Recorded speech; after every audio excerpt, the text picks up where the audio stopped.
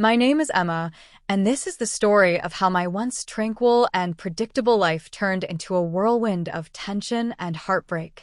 It all began on a rainy evening, a year after my father's untimely passing. His death had left a deep void in our family. My mother, shattered by grief, had only recently begun to regain her vitality. She started smiling again, and for a brief moment, it felt like life was inching back to normal. But that evening changed everything. As I returned from grocery shopping with my mother, I noticed something odd. The door to my late father's study was ajar. My heart sank. That room had remained untouched since his passing, a sacred space filled with his memories. But now it was unrecognizable.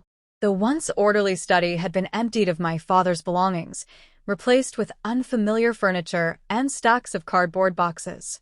Confused and alarmed, I rushed to the living room upstairs, where I found my husband, Jake, sitting casually with his parents, glasses of wine in hand. "Jake, what's going on?" I demanded, barely containing my frustration. He glanced at me nonchalantly. "Oh, I didn't think it was a big deal. My parents weren't getting along with my brother's wife, so I invited them to stay here. They're using the first-floor storage room for now." My jaw dropped. Without discussing it with me, that was my father's space. You had no right to touch it, let alone throw his things away. Jake's tone turned defensive. "Your mother didn't seem to mind. Why are you overreacting?" Overreacting? My father's memories had been discarded without a thought, and now our home was being overrun. My mother, visibly uncomfortable, tried to de-escalate the situation. "Emma, let them stay the night," she said gently. "We'll figure this out tomorrow." But the situation only worsened. Jake's parents, seemingly oblivious to the tension they were causing, began treating the house as if it were theirs, invading spaces that had always been private. My mother, who had been slowly reclaiming her peace, now avoided the second floor entirely. Jake, once considerate and loving, had become unrecognizable. He spent most of his time with his father, drinking or watching TV in what had been my mother's living space. When I confronted him, he brushed off my concerns. "Your mom's fine," he said dismissively. "She's just adjusting. It's no big deal." But it was a big deal. My mother's quiet withdrawal spoke volumes. She started leaving the house more often, confining herself to her room when she was home. The house felt heavy with unspoken tension, and I could feel the cracks in my marriage widening. One evening, while preparing dinner, I overheard Jake's father grumbling about the inconveniences of living with us. He complained about the lack of personal space, even as he lounged in my mother's living room. His words stung, but Jake's lack of defense hurt even more. Finally, I resolved to take action. "Jake, we need to talk," I said firmly that night. "Your parents can't stay here. This isn't working." He sighed, exasperated. "They have nowhere else to go, Emma. What do you want me to do?" "I want you to respect our home and my family," I replied. "Your brother has more space.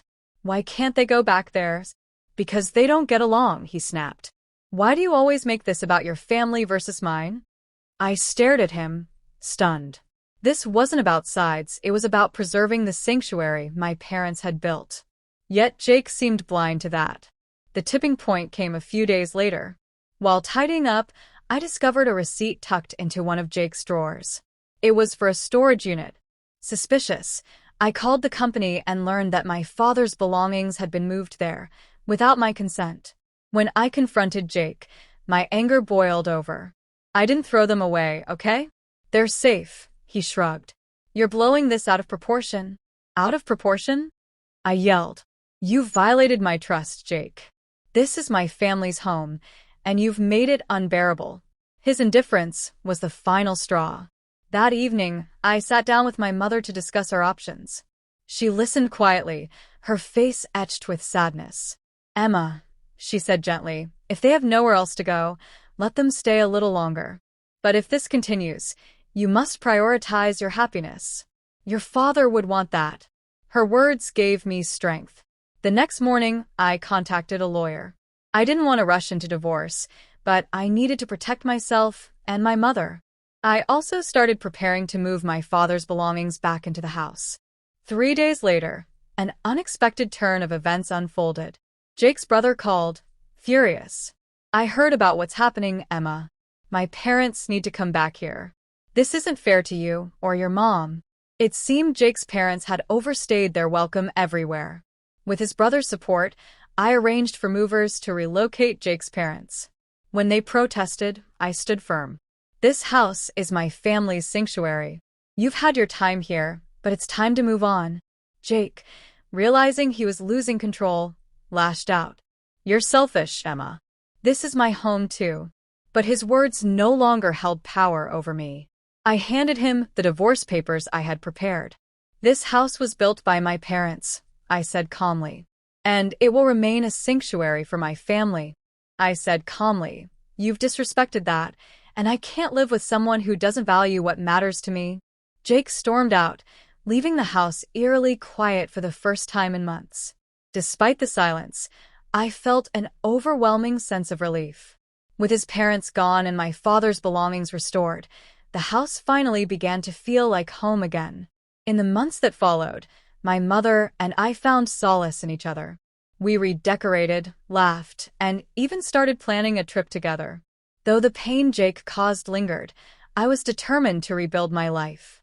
This house, once filled with turmoil, became a haven of peace, a testament to the resilience of family and the enduring strength of love. As weeks turned into months, the house evolved into more than just a structure. It became a symbol of recovery. My mother and I decided to transform the third-floor balcony into a garden. We spent afternoons planting flowers and vegetables, the sunlight warming our spirits as we worked side by side. It was therapeutic, reminding us that, like a garden, life could bloom again with care and attention. Rebuilding wasn't without its challenges. Jake's departure left a financial void, and while my mother's pension helped, I took on additional freelance work to maintain the house. Late nights became routine, but the exhaustion was tempered by the satisfaction of regaining control over my life. One evening, while organizing my father's restored belongings, I stumbled upon a handwritten letter tucked inside an old notebook. Addressed to me, my hands trembled as I unfolded the paper. In his familiar script, my father had written, "Emma, if you're reading this, it means I'm no longer by your side. I want you to know how proud I am of you. Life will test you in ways you can't imagine, but I have no doubt in your strength. This house, our home, is yours to protect. It's a place of love, and I trust you to keep it that way. Never forget, you are never alone." Tears streamed down my face as I clutched the letter to my chest. His words reminded me of the love that built this house and the resilience he believed I possessed. The next day, I shared the letter with my mother. She smiled through her tears and said, "Your father always knew you'd be strong enough to handle anything, Emma. He believed in you, and so do I." Encouraged by his words, I began finding ways to honor his memory.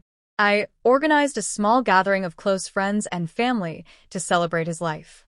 It was a beautiful evening filled with stories, laughter, and heartfelt tributes. The house, once steeped in tension, now echoed with warmth and love. As the year progressed, I grew in ways I hadn't expected. I joined a local community group supporting women facing similar challenges. Sharing my story and hearing theirs created a bond of solidarity that was both empowering and healing. Meanwhile, Jake tried to reconnect. His messages, filled with apologies and pleas for a second chance, no longer held the power they once did. The wounds he inflicted had scarred over, and I wasn't willing to reopen them. Instead, I focused on my future. With my mother's encouragement, I enrolled in an online course to advance my career. Learning became an escape and a way to channel my energy into something productive. The more I learned, the more confident I became in my ability to build a stable, independent life. By spring, the balcony garden was in full bloom. My mother and I often sat there in the evenings, sipping tea and reminiscing about happier times. The pain of the past year had dulled, replaced by a quiet resilience. One evening, as the sun dipped below the horizon, my mother turned to me with a smile. "Emma, I think your father would be proud of what we've done here. This house, it's more than a home. It's a testament to everything we've overcome. I nodded, tears welling in my eyes. It is, and it always will be. Our journey wasn't over, but we had reclaimed our sanctuary. The house stood as a beacon of hope, a reminder that even in the darkest times, love and resilience could light the way forward. For the first time in a long while, I felt truly at peace.